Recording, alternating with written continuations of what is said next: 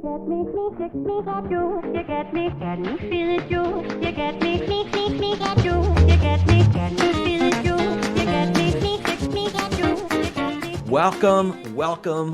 We are talking politics and religion without killing each other. That's really important to remember, right? I'm your host, Corey Nathan. It's an honor to be a part of the Democracy Group, a network of podcasts that examines what's broken in our democracy and how we can work together to fix it. And we are working on it today, baby. Be sure to subscribe to our YouTube channel. Really excited about that. And of course, follow us, review us.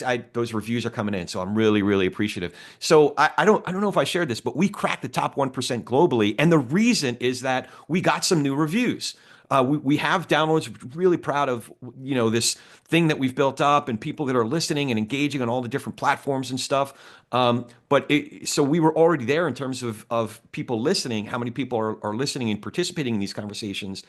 But we didn't have enough reviews. So recently we got some new reviews, and you, our listeners, our audience, and our reviewers, people, that's what got us into the top 1%. So I'm really grateful to you. I'm grateful for all of it. And all of this really helps so that we can continue having great conversations like the one we're having today with a homeless conservative, Blake Fischer. Blake Fischer is the creator and host of the podcast titled, you guessed it, The Homeless Conservative, which is dedicated to principled conservative politics. Blake, thanks for joining me. How you doing, man? I'm doing great. Thanks for having me on. I'm really excited to talk about religion and politics without killing each other. Without killing each other, right? That would be a good first step. I've never killed anyone talking about politics or religion so far in my life. 41 years, and I've managed to not kill anyone yet. There's still time. Yeah, there is. So in all seriousness, at what point did you start getting into politics? I kind of have much earlier than normal human beings do. My uncle ran for mayor of Oklahoma City when I was in 8th grade. So I was 14, sort of, my mom was super involved with the campaign. So, and on top of that, my growing up, the street I grew up on, my best friend's dad was a state legislator. So I sort of had two people in my life that were in local politics really early, and, watching that, handing out, going door to door and doing all that kind of stuff as a kid. So much more early than normal people. So like at 14, I started kind of paying attention to a little bit. And I would say in high school, a bit more. And this is in the 90s. So yeah. I feel like the political environment was significantly different than it is now. It's kind of funny to look back at it now and think of the things that we were maybe freaking out about then and now, and would just not even make the news now, I feel like. And so I started getting into it, and then, just learn more and more. Of course, as a teen, it's not like I was some genius. As you kind of follow. I think everyone goes through that sort of thing where they are initially attracted to, cable news was huge at the time. So there was a lot of watching people on cable news and sort of the opinion people there. I've always been pretty attracted to the opinion side of the politics and news, because I think the straight news is important, but so often it was masquerading as sort of straight down the line, but there was a bias there, and I'd rather just people be honest about it. And I like the debate about, I think part of the reason I was attracted to conservatism wasn't just because my family and I live in Oklahoma, which is a very red state, as I'm sure aware, but also just I liked that what me and my friends ended up doing was arguing about stuff all the time, not in a totally friendly way, but we'd argue about policy stuff or differences on, especially in the early 2000s when we were all kind of after high school, sort of college age. A lot of us didn't go to college, but, talking about the Iraq war and the war on terrorism, that kind of stuff, these kind of really big issues that we had disagreements on, but really hashing out those differences and stuff. And so that, I don't know, just sort of snowballed into me being a self-proclaimed political junkie, and eventually going like, I feel like I should do a podcast at some point, because I was the guy that my friends always come to and are like, tell me what's going on. I don't understand this, or these two things can't both be true that I'm hearing. So which one's actually true? I've always kind of had those conversations in my living room, and I kind of just wanted to start having them on a microphone that other people could listen to. And hopefully, I think there's a lot of people that feel like me. Like, the reason it's called The Homeless Conservative is because I feel like I'm this sort of constitutional conservative and have been kind of left behind by a lot of what the Republican Party is under Trump. And I'm not, I get accused of the Trump derangement syndrome thing, but most of the time I'm just calling balls and strikes. That's how I like to think of it, is these people work for us, and I'm going to hold them accountable when they do things I don't like or I think are wrong, doesn't matter the letter that comes after their name. Obviously, I'm going to agree with Republicans more than Democrats, I think, just by the nature of the things that I've come to believe over the years. But I feel like now it's you're the bad guy if you ever say anything bad about your side or your team. And I just don't think that politics should be a team sport. Yeah, yeah. So lots of questions. One is how are you how are you developing your points of view? Say when you were a teenager, were there certain pundits that you gravitated towards? Or were there certain books? Were you reading Edmund Burke as No, a I 14 was year old definitely or not. No, I was not that steeped into the old school sort of those really like early political philosophers, especially on the conservative side. I would say it kind of it's sort of like a trickle down thing. I feel like everyone's, at least I was pretty, you're kind of always inspired by the generation right above you. So I've always really liked Jonah Goldberg. I've always really liked, back in the day, like TV wise, I really liked Glenn Beck when he was on CNN. I feel Mm, like he was pretty, I think he's a smart guy. I think he just kind of figured out he could make a lot more money if he, the yeah, further right he went and stuff. I really liked Bill O'Reilly. I really think that he got a much, um, a much harsher rap at the time than, I mean, I'm personal issues aside, right, obviously, of from Bill course. O'Reilly. But as far as the show itself, I felt like most people that were really critical of it never watched it. I feel like Yeah, he had people from both sides. I feel like they would get in kind of heated debates and stuff, but he always had people that disagreed with him on. And I appreciate that because that's just, that doesn't exist anymore except as a sort of antagonistic way. I feel like now people sort of had the token liberal on the conservative thing or the token conservative on the liberal panel, but it's kind of just, oh, we've got to have that person so we can have someone to beat up on.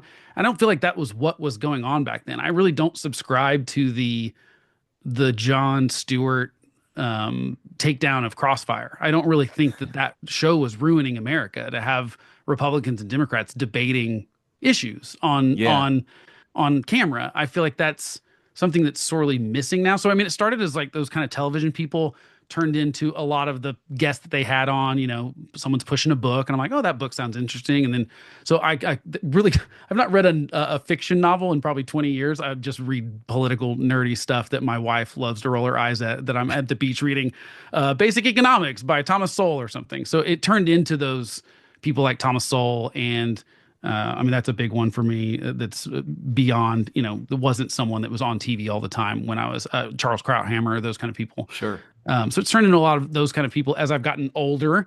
But even the starting things, I look back and I go, okay, some of that was certainly I was naive. And I think I had these sort of I was much more black and white back then. I think everyone is when they're young, right? You Yeah, think that this is the only way it can be. And then you get a little older and you realize, okay, that's actually, it's way more nuanced than that. I think that that's maybe just something that comes with youth is really an inability to see the nuance in everything and understand that there are trade-offs to every policy and that there are um, unintended consequences that happen even with the best of intentions. I mean, you can look at the whole history of America. I also really like history too. I think that I'm so flabbergasted often by how someone will be saying something. I'm like, you literally can look back just 20 years and see the sort of like we tried that. It didn't work. hmm, And I feel like we have such a short memory. So I try to also look back and say, have we tried this before? Does it yeah, work?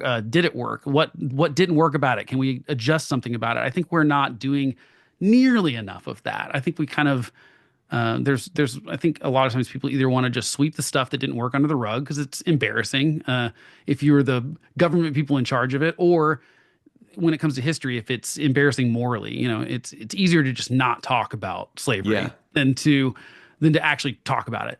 And so I don't know. I feel like those are the things that got me sort of to where I am. And then, like I said, just reading a lot of way more than a normal person should. I don't think everyone shouldn't be a political junkie. If it's something I'm passionate about and I like, but I don't think it's actually healthy if everyone paid attention that much. I don't think we'd be way better off. It's like go there with caution sometimes. Yeah, yeah. Jonah Goldberg is a good start, but every time I listen to Jonah, there's like a list of authors and philosophers that I have to. Oh Yes. shit! Now I got to go and read some of that stuff. I've got a stack of books I've not read yet, that most of which are guests on his show that I go, I'm going to go pick up that book. And then I've got a stack of them that I need to read more.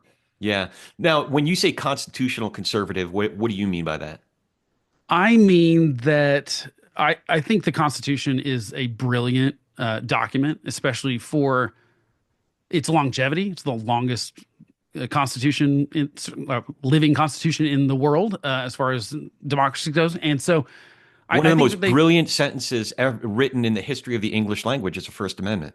yeah, and I just think that the it flipped so I think we just don't remember and we don't realize because we don't pay enough attention to history sometimes. And I think we're bad about teaching kids civics and some of the really reasons why I think we it's really weird because growing up pre-internet, I'm kind of in that weird age where like Gen X and millennials, I feel like there's this weird little period like 78 to 84 maybe where I grew up for the most part without the internet and then you get the internet. And so you get some of the benefits of it. But now with the internet, I'm like, why are we teaching kids dates of history? The dates don't really matter that much or the facts. It's more of like, why did this happen? What was the purpose of it? What were they trying to change? And I just think that the flipping of the government doesn't give you the rights that like God gives you these rights and then the government can't interfere with these things and these are things that they cannot infringe upon. It's not that we've given you the right of free speech, it's that you have that right and the government can't infringe on it. I just think it's genius and I think Hmm. it's also genius how they framed it in a way that wasn't immediately um out of date. They could have said they said transportation instead of ships. If they would have said ships, it'd have been, oh well, trains came along. Well, is that there's just some of that stuff where there was either a lot of foresight or just good luck. Or I mean, I think it's more foresight than it was the good luck. But for technology changes and stuff, so I think it's genius, and I think that it's a great way for government to work. I think the problem is that we've mostly that Congress has kind of abdicated most of that power to the executive branch. And I think that most of the things that people don't like about the government right now is because it's not functioning the way that the Constitution outlined it to function. And I think if we went back to the ways that they intended for it to function, it would be better. I think it's good that it's hard. I think it's good that Congress is it can be hard to get stuff passed. I mean, I think it's especially good that it's hard to change the Constitution.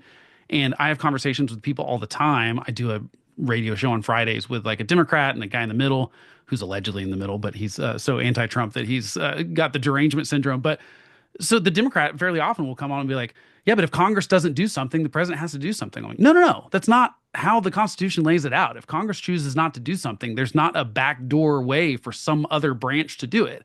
If Congress chooses not to act, we don't act. And if we don't like that as people, we can elect different people to Congress. And so I just think that most of our problems can be solved by going back to that. And the more I learned about it, the more I wanted to uh, use those rights. So I did not grow up in like a gun owning household. It's not like we were anti-gun or something. I don't think it's just not, it wasn't a thing that we had. So it's not like I grew up in the gun culture kind of thing, but like learning about the Second Amendment made me want to be a gun owner. I know that sounds weird maybe, or learning about the Fourth Amendment made me want to argue with every police officer that pulled me over for I knew a non-good reason. And my bandmates at the time in my 20s when I was running around the country in a band were mortified because they're like, you can't talk, you can't say that. I'm like, no, I know they have no reason to pull us over. I know that they're going to ask to search the van because they think we're in a band and so we're going to have drugs, but I know they have no right to search for them because we have given them no indication we have drugs. And, it makes everyone else nervous. But I just think as you learn about those rights, I think you're more likely to use them. And so I think if everyone did more, I recently said that I would rather us do like 1 minute of civics every day than the Pledge of Allegiance because I think we'd be better citizens for it. And like in high school or whatever, I just feel like when 51% of the country can't name the three branches of the government, we've like gotten off the track somehow. And I would love to get us back onto it. Yeah, for sure. So, didn't mean to bury the lead here. So, dude, you're touring the country as a musician. What kind of music were you playing? Kind of a punk rock band, kind of in that 2000s era where, I mean, everyone would just call it like emo now. That's kind of but we kind of hated that term at the time. Emo? No one claimed that at the time Okay. in the 2000s, but it's sort of like punk rockish. We would call it like somewhere between like Jimmy Eat World, Tom Petty. We were kind of influenced by a lot of those kind of great songwriters and bands and stuff. So, but just a little faster and a little harder guitars. So yeah, I ran around the country not making a lot of money, sleeping on people's floors and sleeping in the van, and it was a lot of fun. I don't regret doing it. I got to do a lot of cool stuff that a lot of other people didn't get to do. But I certainly don't miss sleeping on people's floors anymore. Wait, so what were you playing? I played guitar in the Okay. band, and we we were determined to have kind of the best live show. So we ran around on stage. We were crazy, running around, jumping around, but still trying to play our instruments well. So we practiced a ton. We worked really hard at it. I would spend 4 hours a day on MySpace at the time. Yes, MySpace, Yeah, messaging and writing messages back, and it's work. People think that's it's just all awesome. fun, but I do love it. I still play music and stuff, but not just it's So just fun now. I have to say, you're not the first musician I've had on here. Matt Lewis has come on the show a few times. And the first time he came on, we talked about his college days when he was a pretty serious musician. But I was I making didn't fun know of that him. about him. I was making fun of him because I found this YouTube video of his, and it was just a video that somebody grabbed when he was in college before YouTube even, Yeah. but they put it up on YouTube. And I'm like, dude, you're like a total Blues Traveler wannabe band. And he was so. Long story short, what happened was John Popper, who grew up, he's like 4 or 5 years older than me, grew up 2 towns away from me in Princeton, New Jersey. We ended up getting John Popper on the show, and me and Matt interviewed him together. It was the my favorite, That's one of my favorite amazing. interviews ever. It was He's one freaking of the most phenomenal musicians I've never seen him live actually, but just like the things he can do with a harmonica are unbelievable to me. And it's just like, and you can hear it immediately. There's no yeah, one else that can play it like that. I yeah. mean, no one else. I was literally talking to a buddy the other day, and we were sending messages back and forth, and Blues Traveler was on in the background at the restaurant I was at. He was like, "Nice Blues Traveler song in the background." I don't know Yeah, where yet, but they got good taste. you could hear it right away. But yeah, I so we started going to Traveler shows when they were still playing, college bar or actually back like fraternity parties at Rutgers and Princeton. And those were the days when they were sleeping in basements, and they Yeah. had this house that they were sharing in Brooklyn with like 8 other guys or something like that. But I think Popper would say the key to one of the main keys to success is just keep playing, Yeah. and they got through those moments, those hard days. Not a lot of people can go, the Yeah. decade or so that it takes. Like, I was doing like solo stuff in like basically I went to college. So I joined this band. I mean, just to get into the weird yeah, background of yeah. it, I basically joined a band my senior year of high school. Some friends of mine that were a little older than me had gone to high school with them, but they were out of high school at that point. Started like, literally was like ditching school to go. I mean, I had one real class my senior year of high school that last semester. So I was like touring with them, but I was planning on going to Belmont in Nashville for audio production. And so Oh, I moved to Nashville, and like 2 weeks into being in college, I got a production deal with these guys in New York. So I was spending my weekends in New York and not focusing on classes and stuff. So I quit at the end of that semester. But at the time, like there were six major labels, and four of them were talking about merging, and everything just shut down. Every single person I talked to that was talking to major labels in like 2002, 2003, it all just stopped. And so it's just kind of a bad timing. I think if we would have been a little older or a little younger, it might have worked out. But it was just kind of a weird time between, yeah, YouTube being invented in 2005. And yeah, so it didn't work out, but it's fine. I still got to do a lot of things that a lot of people didn't get to do. And I still love playing music. It's just a hobby now. So it's fun. I'll yeah. send you a video of me running around like stage like an idiot, and you can laugh at it too. That'll be awesome. We might have to use it. I'll cut it into this episode or something. Okay. Get a call from, with some famous punk rocker or something like, Yeah. "Hey man, that sounds like me." Um, and getting back to politics. Oh, I was also curious. Are you a religious guy? I am. Yeah, I'm a Christian too. So I have been my whole life. And like that's mostly where I play now is at church. So Mm, that's mostly what I do is I'm pretty involved with the worship team there with some guys that we've now been playing together for like 10 years. So that's really actually probably the longest band I've been in actually ever. So it's still a great outlet for it, that's for playing awesome. music. Yeah. So, in what ways do your faith and your politics, or your theology and your politics, intermingle? Well, it's one of those things that is I don't want to say tricky. That's not the right word, but it's one of those things where obviously I think if your religion or faith is not informing your politics, you're probably not doing your religion or faith right. Yeah, That's just my guess. Because to me, there's an order that it's very obvious that is biblical as well as just it's pretty smart. It's like my relationship with God should be first, and then my wife, and then my family, and then everything else comes after those kind of things. And it's been hard though because I'm frankly embarrassed on how so much of the sort of evangelical Christian right has become this rubber stamp for it used to be the Republican Party, and now it's just turned into just Donald Trump, Yeah.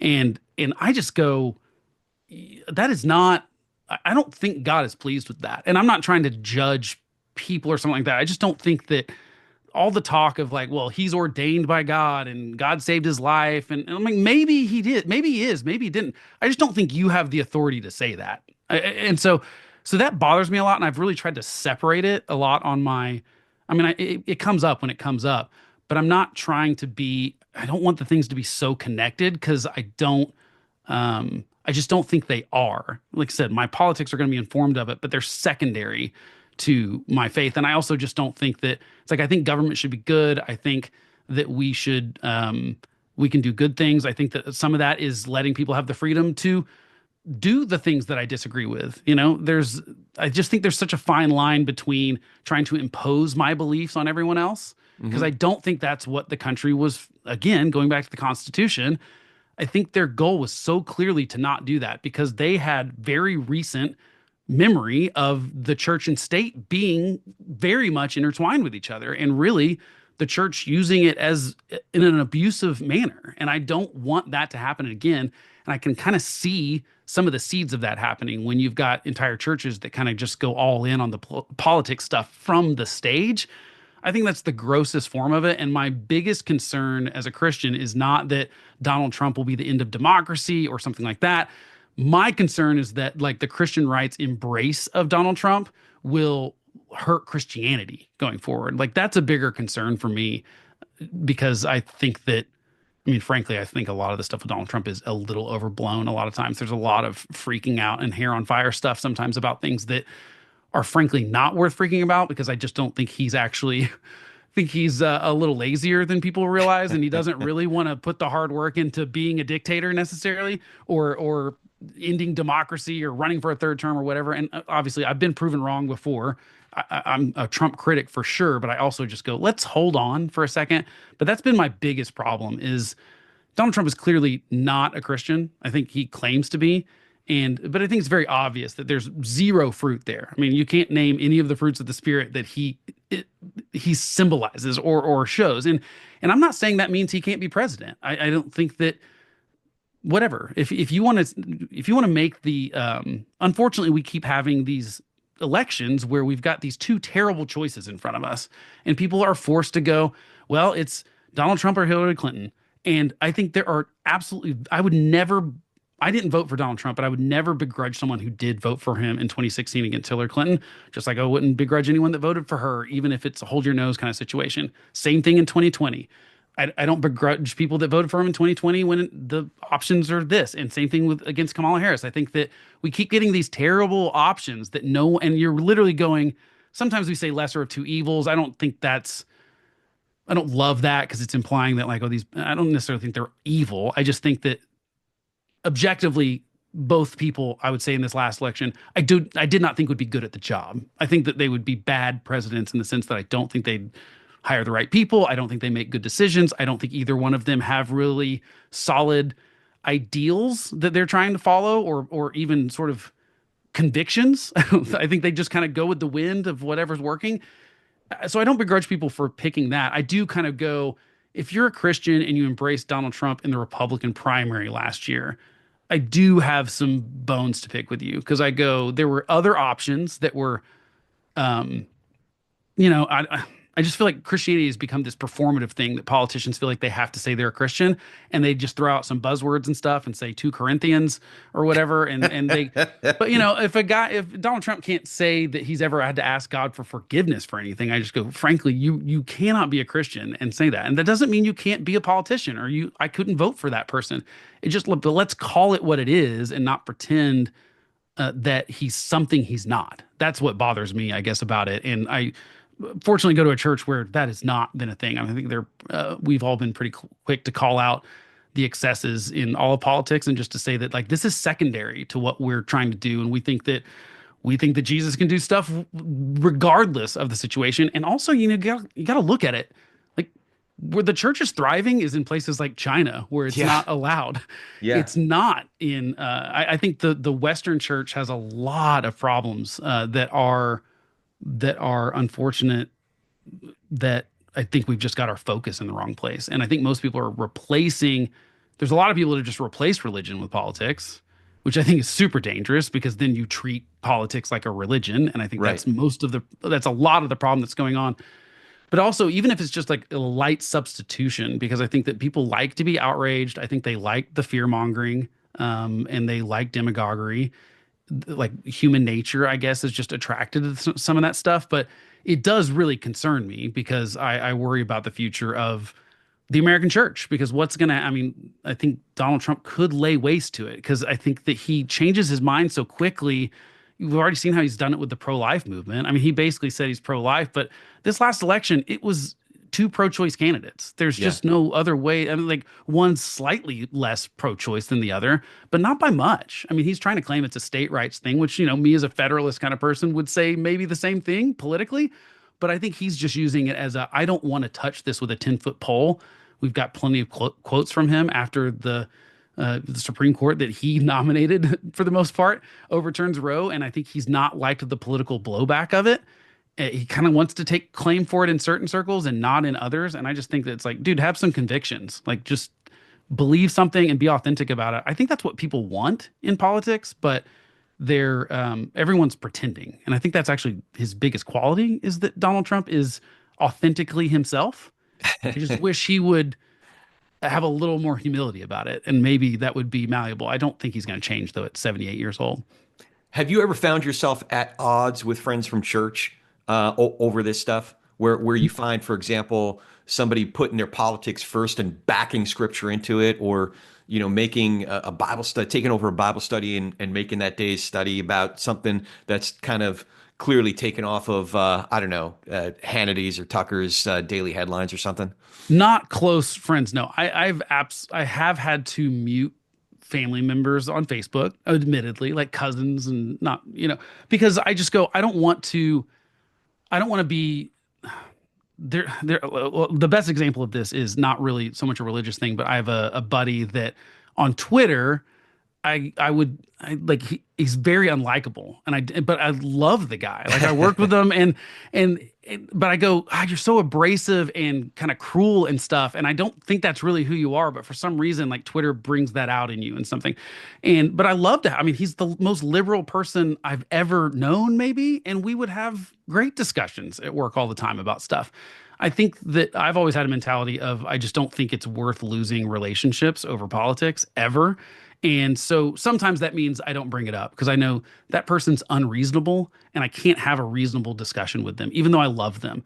Yeah. And so there's no point in arguing. And I've tried sometimes with some people, and I try to be especially online, it's very, very hard because I found that text can just be taken out of context way too easily. If you want to read that someone's saying is angry, you will make it sound angry in your head. I think it's very hard. You have to work very hard in text form in the comment threads on Facebook or whatever. Yeah. So I've just chosen to not fight those battles because when someone is unreasonable or so stuck in a specific way, whether it be the Trump side, obviously there's more of the Trump side uh, in Oklahoma. Every single county has gone red for the last several Well, presidential elections. apparently you have one of the most liberal senators that total liberal left of leftist lefty Senator Langford. Yeah, James Lankford. He was actually my pastor for a little while Oh, because we really? had our the church I grew up in, the pastor ended up having to leave. He had a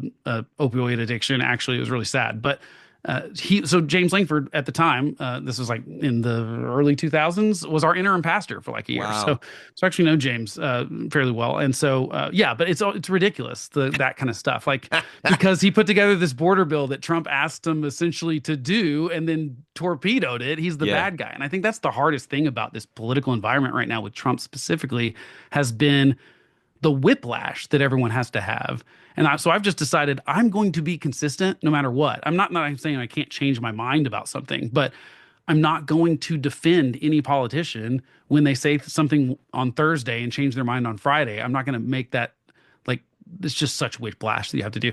I do not envy people like James Langford who have to try to do this all the time, or really any of the politicians. I do wish more of them had, like I said, the backbone to say, "Hey, we're actually the stronger body according to Article One, so we'd like to we'd like to Yeah. take some of that power back."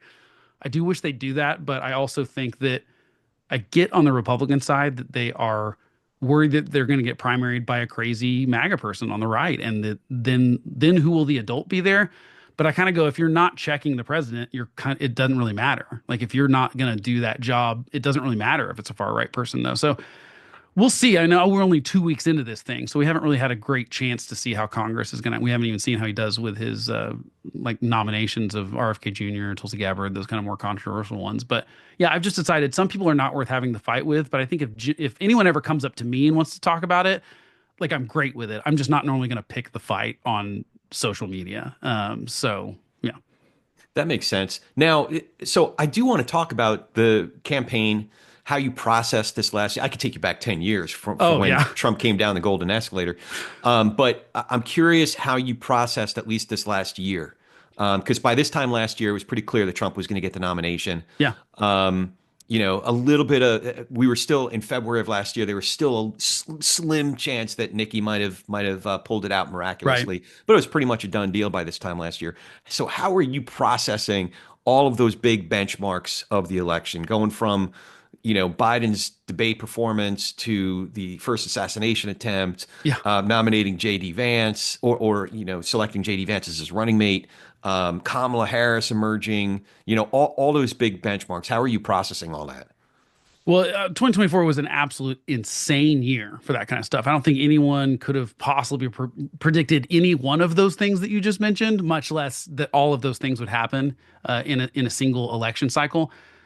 For me, I mean, going into the Republican primary, I will admit that I was wrong. That I thought the main reason that Donald Trump, like my sort of plea to Republicans, was like, this guy can't win, Hmm. because I really thought he couldn't win again. I thought after January 6th, and I think a lot of people, including the Republicans in the Senate that didn't vote to convict him of the impeachment charges, I think they just thought he would go away. I think they Yeah. thought people were tired of him, and I think they were at that moment. But I did not understand in 2021 and going back to the election of 2020. I did not understand how effective Donald Trump just continuing to deny that he lost the election would stick, because I have very, very smart friends and neighbors. I talk a lot of politics with neighbors. I live in a neighborhood. We're always outside and talking with each other. And I have a lot of people that are like kind of they're not full on MAGA, but they're definitely defending Trump a lot more than I would have thought they would, because they're not dumb. They are well informed. And I just kind of keep going, like, why though? Like, why are you defending the fact that he's lying about winning the 2020 election? And it worked. I just didn't think it would work, but it worked. And that's how he convinced people he wasn't a loser. He didn't lose in 2020. And so I was wrong. I just thought he could not possibly win.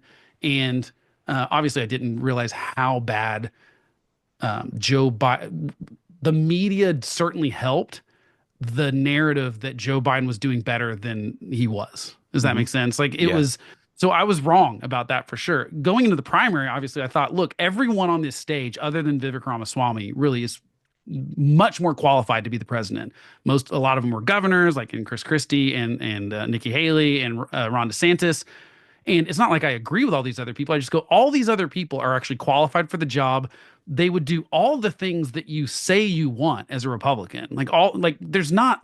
They're not that much different. It's just that they don't have all the baggage. They don't have the moral failures. They don't have like all these other things.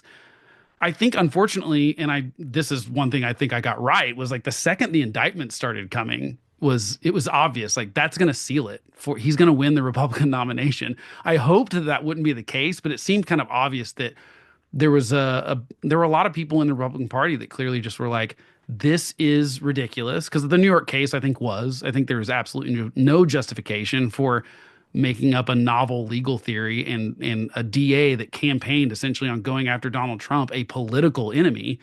And there's some stuff there with Biden too. It's like I don't totally buy into the lawfare stuff, but I think Biden did way more harm to the country and politics and all of it, really, than even Trump did in his first term, because I felt like Biden was his one thing that he was supposed to be is not Trump. And he's really more like Trump than a lot of people. It's like they both have giant egos. They're both, I think, I think they both have intellectual, they feel really like they try to make up for what they feel like is intellectual inferiority by being bullies, essentially. I think they're a Oh, lot more similar than they really are different. And I think that Joe Biden could have done a lot of stuff that would have prevented a second Trump term from being potentially how it is. But then for him to end all, for him to try to run again, I just thought that like Joe Biden could have been that consequential president. And I said that from the start of 2020. I was like, look, if he wins, I think that's the right move. I think that, but he does need to do what he says he's going to do, is be a bridge to the next generation. He'll be one term.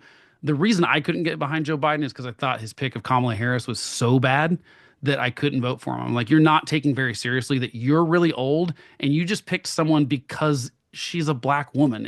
I mean, he said it out loud that was yeah. the reason why. And I just go, first of all, that does not help her. You know what I mean? Like, how does that, it's weird. The diversity stuff is so weird because Democrats want to pat themselves on the back. Like Joe Biden wants to pat himself on the back for being like, I had the first female black vice president. Yeah. And but then to say it's not a diversity hire when that was your qualifications for picking someone, I just go, she wasn't experienced enough. She was not good enough at being, I mean, look how bad she did in the Democratic primary. So I kind of saw that like this is a disaster waiting to happen. I just thought he would not run again, but then he just thought I'm the only one that can solve it. Another thing that Trump says, that also Biden said, I'm the only one that can beat Trump. And I think the Democrats should have turned on him a lot earlier. I mean, I don't understand why they never did and still haven't really. I feel like Yeah. he's never really been. I think Kamala Harris should have invoked the 20. I think the best thing she would have done after that debate performance would have been to invoke the 25th Amendment and say, yeah, he can't be the president anymore. I'll be the president for a little bit and I'll also run and try to get your vote to let me do it for 4 more years. So it was weird to see Republicans embrace Trump. That was a weird thing, is because, in 2016, he had a plurality, but not a majority. But he won the Republican primary this time. And the only holdout was these sort of Nikki Haley voters, which I was certainly one of them too, just because I thought she was the most, Ron DeSantis gets a little bit too Trumpy for me, and it's performative and it's not authentic. I think he's He's a also not good, really conservative. If you look at his yeah, actions, his war yeah, on woke, exactly. Yeah, it takes away his true conservative, as we would think of it. Telling Princess Cruises, for example, or the cruise lines what they can institute with their own employees. That's not a conservative principle. Some of the right. battles that he fought, the Disney battles that he fought, Yep. Disney not being able to support, their gay employees, like that's not a conservative principle. So Yeah. that's one of the biggest reasons that I was not a DeSantis fan. But I was really hoping that Nikki had a better chance than she ultimately did. Were Yeah. there though accomplishments of the Biden administration that you applauded?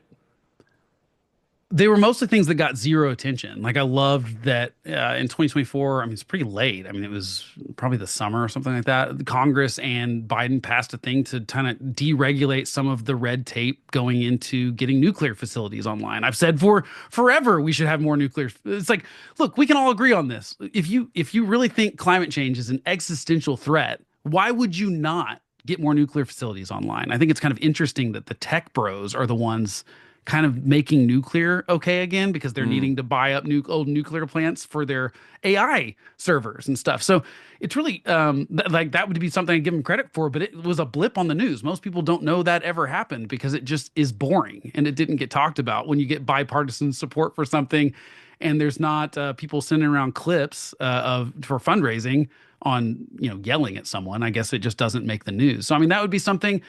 Really, for the most part, though, I think he was trying way too hard to be consequential. And I think the best way he could have been consequential is to rein in some of the executive powers that mm, Congress has given them. Because if really, like, my thing is always, whether it be Trump or Biden, my conversation with Democrats or Republicans is always, okay, before you give the president a power, imagine the worst case scenario person having that power. And this should not be hard if you're anti-Trump because he's been the president and now he is again. So, do you really want to give Joe Biden a power? And do you really want to say that, for example, him trying to forgive student loans via an executive order that the court keeps striking down? And I think that was that was the real thing that bothered me the most about Joe Biden is that he claimed to be this institutionalist, a return to normal. And then if he would sign an executive order that he knew was illegal, that he had said is illegal, everyone said, and It then was when the really court just a strikes, stunt, man. He right, but knew that was never going through. right, but then when the court strikes it down, instead of just like going, oh well, it's like, no, the court is not a normal court, or we should talk about court packing and stuff. And I go, no, you're attacking the institutions just like Trump did because you Yeah. don't get your way. And I just really think that did a lot of damage. And then towards the end, you've got the pardons and that kind of stuff, which I think gives Trump. I would have rather see Trump have to try to go after Liz Cheney and that whole crew Yeah, I would have through loved to the have seen that actually. through the Department of Justice because I think that would have shown, first of all, prove that they're Yeah, traitors, prove that they did something illegal. But now he gets to wave that away as the deep state right. pardoned those people, and so I can't go after them. And I think that it gives he Biden. I sincerely do believe he thought he was doing the right thing at most of those junctures. Yeah.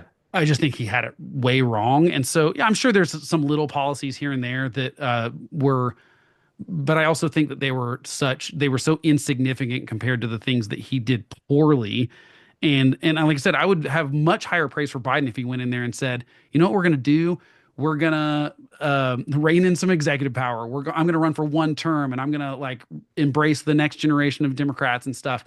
First of all, I think that they would have, if Democrats would have had a primary, and I'm certainly not rooting for Democrats. I just think that that party, I think if the Democrats are healthier, I think it forces the Republicans to act. And right now, we're just in this back and forth of people rejecting the party in power, but no one's really.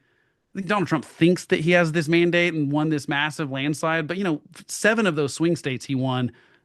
Republicans lost the Senate seat in Right. 4 of those. So that is abnormal. That does not normally happen. And I think that it only took 7 months. I mean, it was really the Afghanistan withdrawal with Biden that his approval rates never recovered after that. And you combine that with inflation. I think inflation is just one of those impossible things. Look at worldwide, almost every developed country, whoever was in power lost that power in the last year of elections because Yeah. I think inflation is just one of those things you cannot get around. If it happens on your watch, it doesn't matter if it's your fault, doesn't matter how much you try to tamper it down. If people feel like they were better off under the last guy or the last party, I think they just switched to that. But it did make me sad because I felt like he could have cemented a legacy as for someone that was such a kind of a joke of a politician for a long time.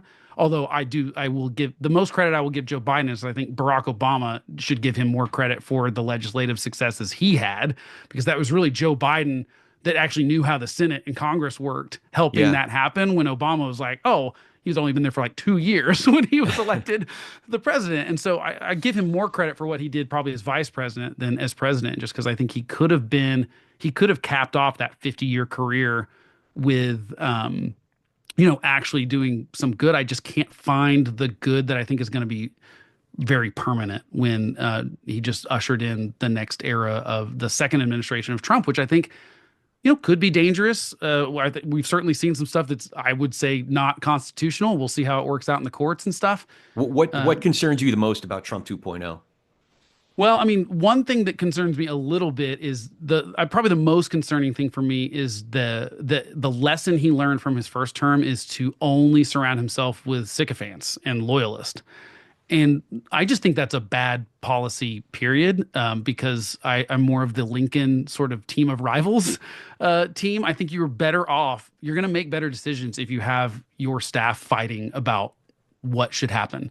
And I'm not saying that doesn't happen in the Trump White House, but if Trump makes a decision, everyone's going to fall in line. And I think it's pretty clear he wants people in his cabinet positions that are good on TV and will make his point for him.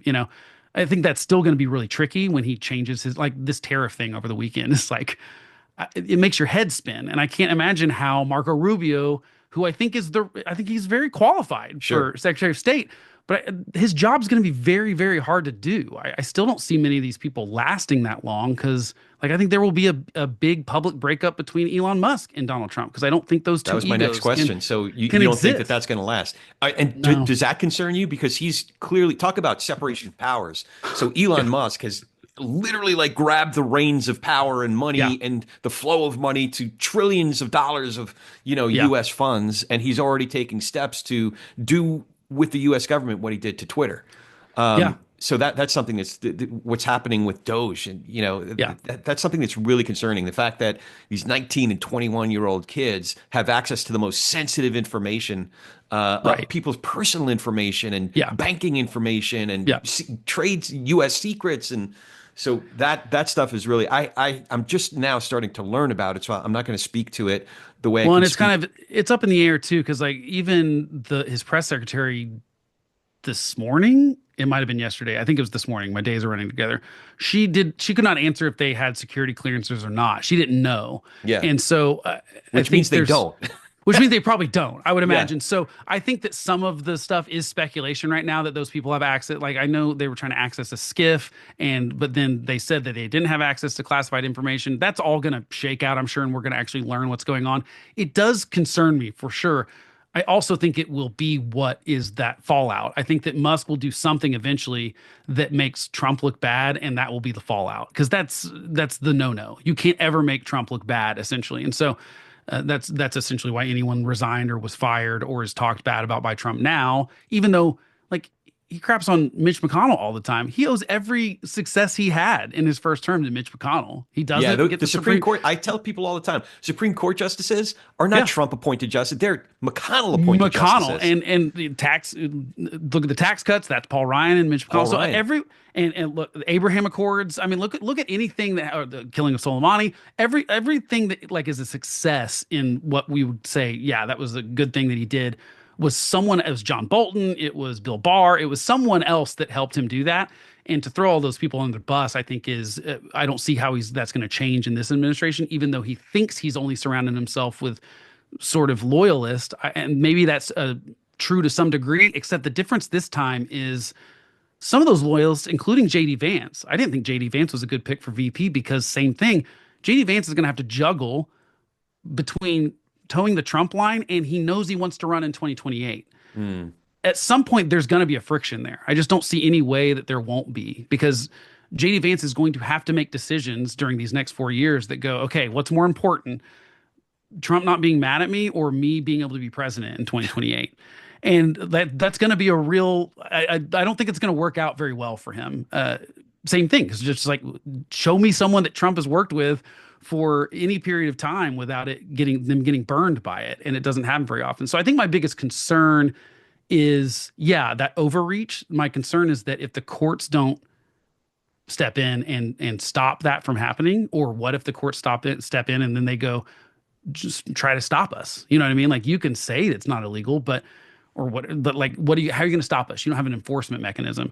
Because if Congress doesn't step in and some of this stuff, which again, Donald Trump would be wise to let Republicans in Congress help him be successful. They're not trying to thwart him. I mean, like the whole Matt Gaetz thing is a great example of they're saving him the headache of having Matt Gaetz as an attorney general. That would have been a disaster for Trump. And the fact that it got torpedoed before he even got to hearings and stuff, that is Senate Republicans doing him a favor. And again, from Oklahoma, it's someone I would almost never give credit to, but Mark Wayne Mullen, our other senator, was one of the people that said, I will not, under any circumstances, vote to confirm him. I'm good for him for actually going to Trump and being like, I will not, and tanking that. I think that's the Senate's job is to actually help Trump be better. And I think that but he won't allow them to in a lot of cases. Like if I were Trump, I would have had a border bill. I would have had that same border bill with like some more conservative stuff in it on week one. I don't think it's going to work very well for him doing everything via executive order. I think what we get out of that is the next president comes in and just undoes that. That's what's been happening now for a couple decades. So what might you say to people who I call it part of the broad anti not anti-Trump, but like pro-democracy coalition. Yes. What would you say? Like, chill out. It's not going to be that bad. What are you? I guess the short way to ask that is, what are you hopeful for in potentially happening in Trump 2.0? I mean, there are some of the things that I think he absolutely has right, and in some ways, he is the maybe only person that can do some of the federal government needs a shakeup for sure. I think that, and some of the institutions within the government need, like I think the FBI, and I think the FBI needs a serious shakeup. I think that it's had a long history of bad behavior, including, I mean, this is getting into the wonky stuff, but Tulsi Gabbard, one of her hangups is with James Langford specifically was her opposition to Section 702. I actually don't think she's totally wrong on that. Actually, I think she's wrong on a lot of other stuff, but I think that one of the problems is, what is Section yeah, 702? so Section 702 is it's basically, it's a program where we can intercept communications, electronic communications of the purpose of it is for foreigners. So Foreign, outside of the yeah. United States, the problem with the program was that even though we are monitoring these potential terrorists and stuff for their emails and cell phones and things like that, if they contact someone inside the United States or someone in the United States contacts them, that information is there. And so we've got call logs from Americans to these foreigners. The problem is that the FBI was specifically accessing that information on Americans by the hundreds of thousands of queries. They did something like 200,000 illegal queries. They're not supposed to be able to do it, but they were searching for people at, like, protesting. So people like Americans exercising their First Amendment rights. They were doing. There was some of it that was actually in the lead up to Trump's election in 2016. Yeah. Some I see. some of that stuff like leading into the FBI was basically investigating some of the I believe this is right, and I don't have the exact details, but some of the Trump, they were accessing some of the Trump campaign stuff based on some of these 702 rules that were kind of loose. I do think we need some better judiciary oversight of that kind of thing. I think we need someone that says, like, no, you've got to get a warrant for this. That you absolutely, like, that stuff needs to be, like, taken out of those records permanently or something. There needs to be a way that did dial back. Christopher Wray, when he was hired, shut it down. And to our knowledge, the FBI has behaved better. But that's not very far back that we're having to go. I'm not talking about J. Edgar Hoover here. I'm talking about that was just a few years ago. And so I think that they did bad stuff against. I think look at the Russiagate stuff and the Steele dossier, and you look at the FBI, the heads of the FBI that were texting each other, we're going to stop Trump. That's inappropriate for our law enforcement agency. I also just think the FBI is structured poorly. I don't think that one agency should be in charge of counterterrorism and federal law enforcement. And they're doing too many things. I think we need to go, okay, we need a federal law enforcement agency. We need a different anti-terrorism, but at home, that's not just the CIA. I think a lot of that stuff needs shake up. I mean, I really think that every agency that Congress creates should have a sunset date that we say this is when we have to talk about it, and if they don't serve a purpose anymore, we get rid of them. I think that there are government agencies or things or panels or things like that that can be spun up and be temporary. But what's the old quote? There's nothing more permanent than a temporary government program. Yeah. So, I think he might be uniquely able to do things like shake it up. I don't think the way he's going about it is right, though. Like, to try to go in and fire the people that investigated him, who were just doing their job. They were assigned these cases. Yeah. And by the way, the Justice Department cases against Trump, I think, were absolutely valid. His stolen election nonsense that he did, I think, was absolutely the Justice Department. I think he would have been convicted of some of that stuff. Now, I think they went about it a foolish way. I think I love Andy McCarthy at National Review. He's just a former prosecutor, and he's got a lot of great writing about. He's like, they did this totally wrong because they did too much stuff. Even the classified documents case, I think they had him dead to rights on a recording saying he took this stuff and he wasn't supposed to. There's nothing easier than that, but like, they did too much with the classified documents, and that Andy McCarthy the whole time was going, this is going to take too long because it's too hard. You got to the lawyers, you got to like redact all this stuff. You got to see who gets clearances. It will take too long. This will not get to trial before the election. There's no way it'll happen. He was calling that a year and a half ago. So I think the Justice Department had legitimate cases, and to try to go fire the people in the FBI that were just doing what they were assigned, I think is kind of crazy. And I don't think it will. I think it will backfire. I think there's a right way to do this stuff. I think he has some of the right instincts, but he doesn't hire the smart people that will rein him in and go, you're right, we should retool the FBI. And then, but Cash Cash Patel is Patel's not the not the guy guy to do that's it. going to do it. Yeah, that's ridiculous The to guy think that who Cash wrote Patel. the book about children's books about King Trump and Wizard Cash is not the guy that's going to fix Right. the FBI. Yeah. So, I said this with his first administration too. When he won, I remember my other friend and former bandmate and political junkie were like texting at 2 a.m. whenever this was going down. And, we were both kind of, neither one of us like Trump. He's actually a Democrat and pretty liberal and stuff. And so, but we both went, you know what? He could change things for the better potentially, because we have kind of gotten into this thing where politicians aren't really interested in doing things. They just, people go to Congress to get rich and just stay in power, but they don't really want to do the job. They want to, give it to the executive branch instead. And I thought Trump really could have shaken that up some. I think that, but then he just doesn't have the follow through. I think that's Yeah. the biggest problem. And Sarah so, Isger's been screaming that from the hilltops for, since I've been listening to her. yeah, Congress, do your job. right. And I think that I don't think that will happen though until I think the two things that will have to happen, and I'm not super optimistic that they'll happen at the same time. I think you'd have to get a Speaker of the House and a president that both said, this isn't how we're doing stuff anymore. We're sending stuff back down to committees.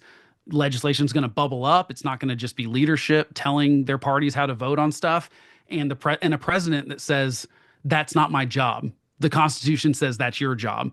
I think it's going to be really hard to find someone that gets to the presidency and doesn't want that power, though. I think that's been the problem, is that presidents want to continue getting more power, and Congress is expanding that happy to power. give it to them. Yeah. And until we have the opposite of that happen, someone in Congress that says, and maybe they'll be from two different parties. I mean, that might be the best case scenario, is that we get an election where we get, one party winning the presidency and the other one winning the House. It hasn't happened at someone's, that happens sometimes on re-elections, but Right. I'm talking at the start of a presidency. I don't know if it's happened in my lifetime. I mean, I guess Ronald Reagan would have been a case. It was Democrats that controlled it in the 80s, but then Democrats controlled everything back then too. So Yeah. Yeah. it's a little bit different than the back and forth now.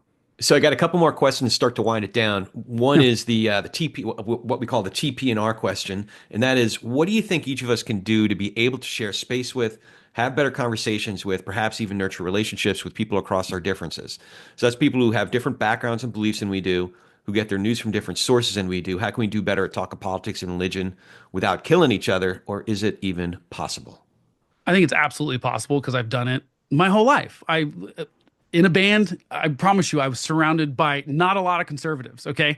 And I've managed to have these conversations mostly because I was willing to have them. I think most people are really scared to talk about politics or religion because we've been told not to. We've been told it's not polite. You can't do it at the dinner table. I was kind of hilarious, just like laughing at all the articles this past Thanksgiving of like how to talk to your Trump supporting uncle, or how to talk to your, and it's, I think like you shouldn't be an adult and have to read a Vox article on how to talk to your, like, that's kind of silly, right? But it is kind of where we're at. And I've just always been someone, I think two things: don't assume stuff, be genuinely curious and listen to people. And I'm not great about that, because I want to get my point in, because I'm ADHD, and once I get my brain on something, I can't get it off it. But like, try not to assume things. I think the other huge thing is that everyone right now is vilifying the other side, and it's about, you have evil intentions. That's what I'm seeing on the right. That's what I see on the left. I Yeah. see the most extreme versions, which are the loudest versions online, and so everyone assumes that's everyone. I see liberals talking about Republicans as if they want to bring. I mean, I did a short yesterday on this lady that was claiming that Trump had Oh, right. replaced the The flags Confederate flag with thing? the Yeah, I Confederate saw flag. that. And it was like, this is nonsense. I know you're lying about this, and yet people will believe it. And also, like, that's where you're going. Donald Trump is bad enough without having to make stuff up, right? Yeah. And so assume positive intent. I think liberals, the most liberal people I know, are not trying to ruin the country. I mean, maybe some Marxists are, but for the most part, people think their political ideology or their religious ideology or whatever is good. And you can then get into the weeds of, okay, why do you believe that? Or why do you think that would work? Well, what about this? That's been tried before. Like, have the conversation. But I think so many people go into it as expecting the other person to be the like I said, their enemy. And I think that's just the absolute wrong way to think about it. I think you will never, and plus, your goal should be persuasion, right? Or at least that's my goal.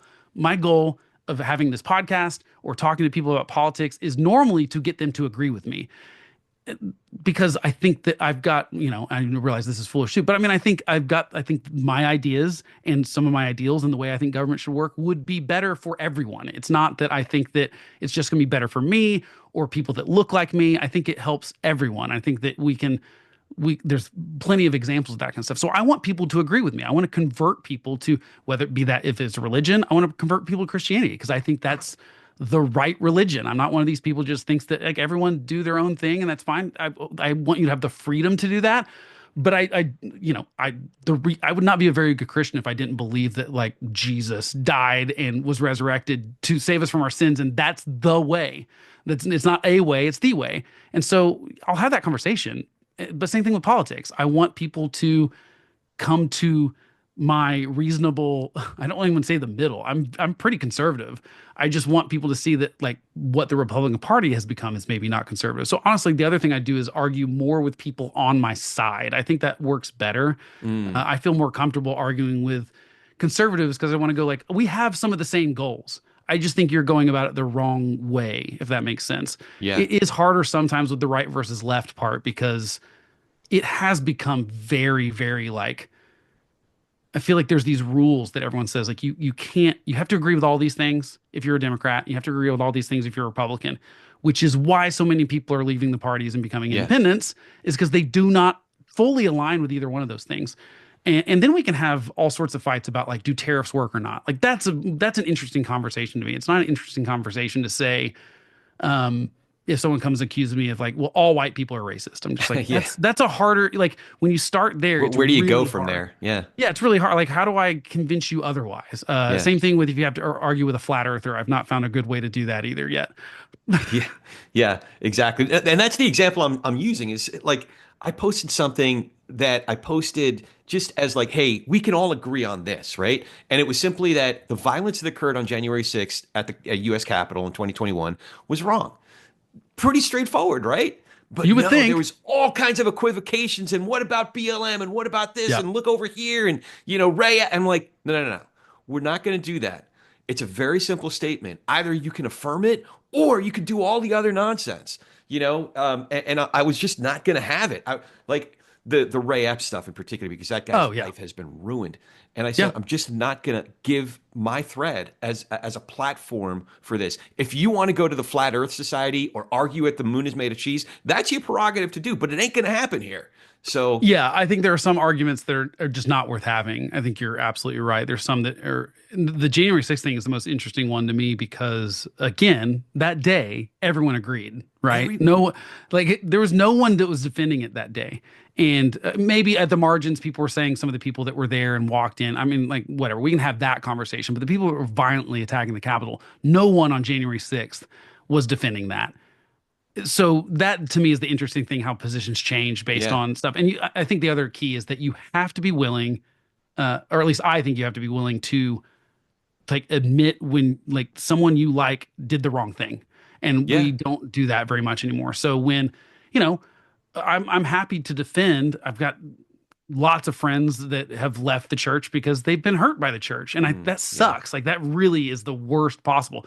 I also go, yeah, it's full of people. Like you're gonna like it's gonna happen. And I don't want to like make excuses for it. I just want to say that like that sucks. I'm sorry that that happened, even though yeah, I have no control over it. I will call out my side for bad behavior, whether that's in religion or politics. And I think that that's if you can go into something with good like the good intentions of not like assuming good intentions from the other side and go into it with being willing to admit when your side is messed up. I think those are the two biggest things that help because you can quickly disarm someone that thinks they're going to come in and have a fight about something. And then once you're going like, oh yeah, I agree. I think that's ridiculous. But yeah, like, but what's the solution to that? yeah. One of the last questions is, do you have any questions for me? Oh man, I mean, I would keep going all night probably if we could. This has been great. Well, so I mean, I love first of all the title. I mean, I wrote you in the message that I wrote you that I love the title of the show. First of all, so I mean, I guess the first question is how did you come up with like the did you really think that like the title of that show is because politics and religion had become so intertwined, or was it more that these are just the two topics that people are most scared to talk about? Yes and yes. Yes and yes. Okay. I remember going back to when McCain picked Sarah Palin as his running mate. A big John McCain fan, and I liked the idea of Sarah Palin, and then she opened her mouth. Yep. Like this Republican governor, she was a mayor, so an executive. I love it. And she bucked her own party, love it. But then she was doing kind of what you're describing. Her entire campaign in 2008 is what you're describing, talking about them, Hmm. and clearly having no interest in portraying them in any positive light, but only portraying them as some sort of an enemy. And it really exacerbated a trend that we were already on, which is this binary, this outright aversion for anyone who doesn't vote, at least at the top of the ticket, the way that we vote. So I've thought a lot about that, and also in religion. I grew up very observantly Jewish. We went going to an Orthodox synagogue, but I became a Christian in 2000. So I've had to have conversations about deep theological family issues, historical family issues with my family and friends that I grew up with, hard topics. And my issue, the biggest issue for me, was being able to have better conversations about this stuff. Politics and religion is basically how we figure out how to live with each other, how to go through Right. this life, do this life thing together, right? And we're losing the ability. In fact, we're celebrating the ability not to do it, to do the opposite of it. So when I learned this medium, when I learned podcasting, as I was learning it, this I didn't know the title of the show, but the show, a program that did this had been on my mind from the very first podcast episode I ever listened to. So I was so glad, when it. Sometimes I think, man, we should have come up with like a two-word title. So the clunkiness of it sometimes gets in the Well, but way. it says exactly what it.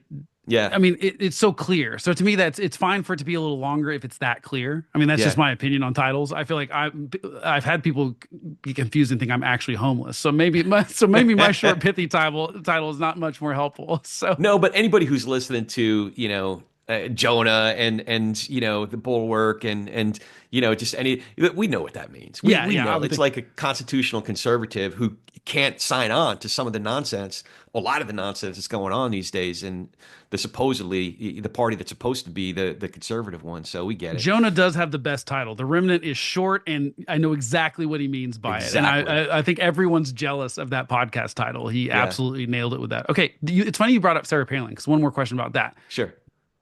Do you think there's a correlation between the vilification of another side and maybe a lack of I don't know, intellect or talent or something like that, that's just a much easier path to go? I mean, because I hadn't really thought about that, but the the connection between I feel like Sarah Palin and Kamala Harris are kind of similar picks on vice presidential tickets in the sense that I don't really know what either one of them are, if that makes sense. They kind of feel like chameleon, and I wonder if like I mean, maybe not. Maybe this is more of a. Do you see more of a history of demagoguery and that kind of and vilification of the other side coming from people that are really know what they're doing, or is it just like all they know how to do because it's easier? I don't think anyone has a monopoly on that. And I don't want to, say this side and the other side. Like I Oh don't no, I see don't even things mean as a sides. I mean more like just like, do you think that's a making up for a lack? Like I think John McCain, you mentioned, like he never did that stuff. In fact, that famous thing in that oh, I campaign see was what you're him saying. So grabbing the mic from someone to be like, no, no, no, no, ma'am, Barack Obama is a good man. he's a good man. Yeah. So I see what you're saying. So somebody who Yeah, does lack the intellectual capacity overcompensates by doing all this other stuff. yeah, That's interesting. I didn't think of it. I found myself, even though Kamala is not high on my list, I would have loved to have seen a Josh Shapiro. I would have loved to have seen a Gretchen Whitmer. yeah. There's any number of Democrats that I could have supported much more heartily. Um, but one of the things I did find myself defending about Kamala Harris is she's an accomplished person.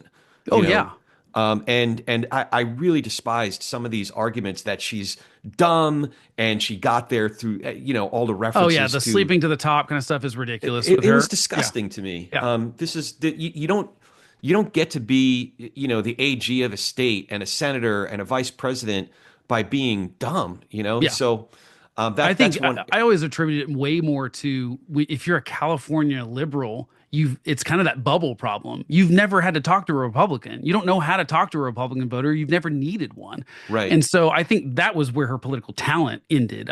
Is because she just didn't.